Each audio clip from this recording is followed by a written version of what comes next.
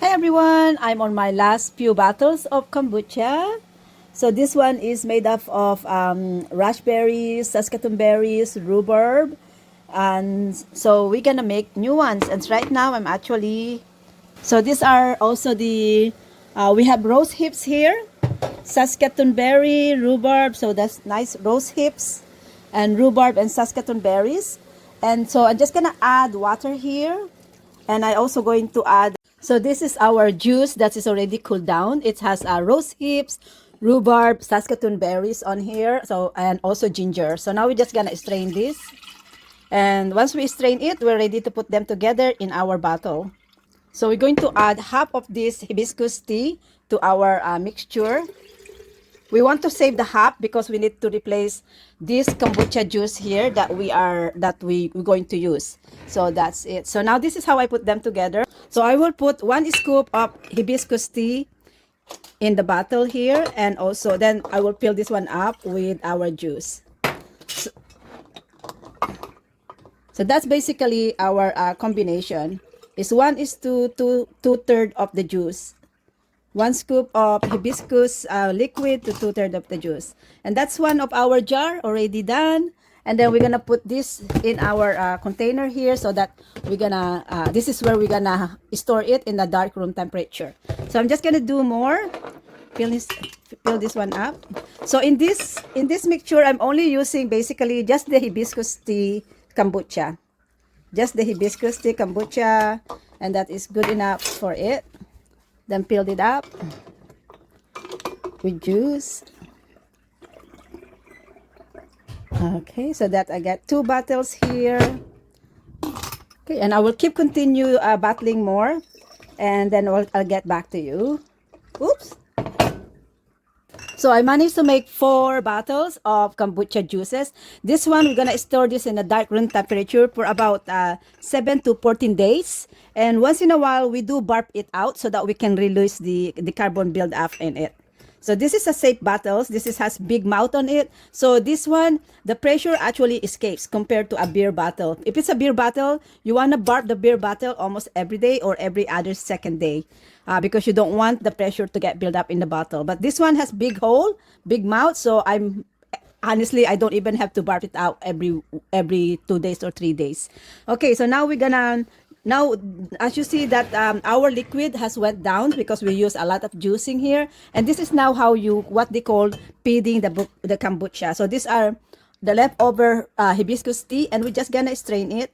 We don't want the fiber there, we don't want the leaves, we just want the juice. And these are sweetened hibiscus tea, so they have the sugar as the food of the kombuchas. So this will be good again for about 7 to 14 days, that they are good, that they don't have to eat or something, right? Before we feed it, it will take another 7 to 10 days. I find that is the ideal time to feed them back up.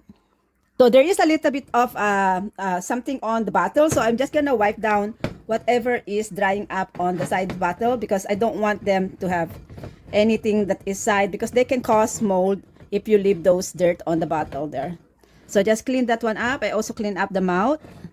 And then we're just gonna cover this one with the coffee filter.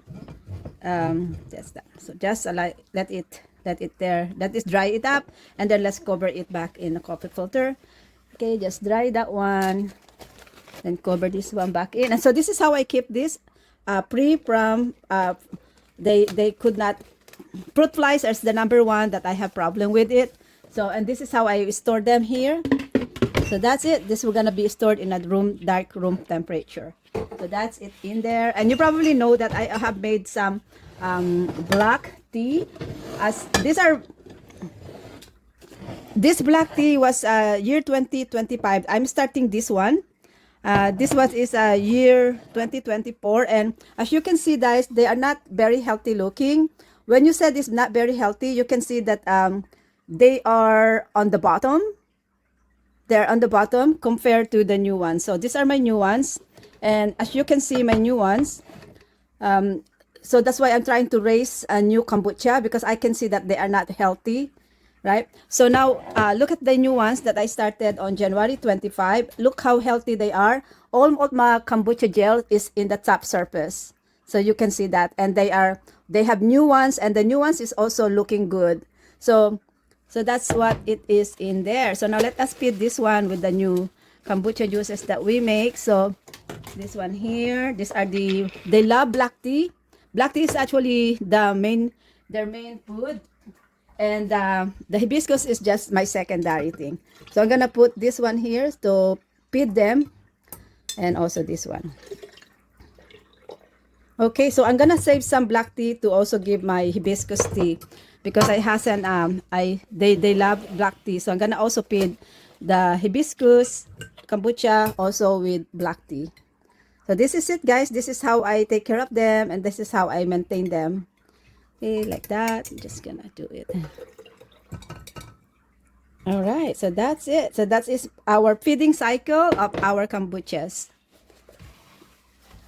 Okay, so thank you, guys. I hope I have given you some information in here. And kombucha is known to be rich in probiotic, and in my case, I use kombucha for my digestive health.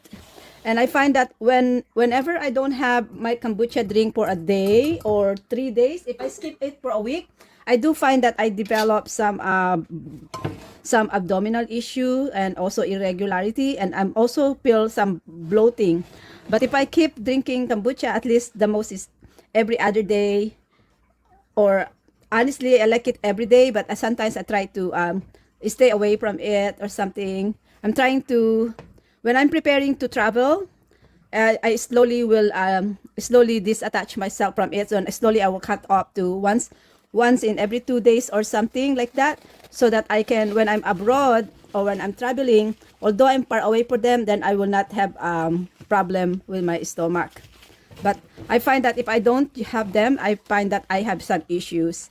So kombucha is part of my daily routine for my health care, abdominal issue, skin care, and also digestions and my regularity. So that is how I use this one. Well, since I use this one, guys, I cut off a lot in my supplement. I cut off in probiotic supplement. I cut off on anti-acid issues.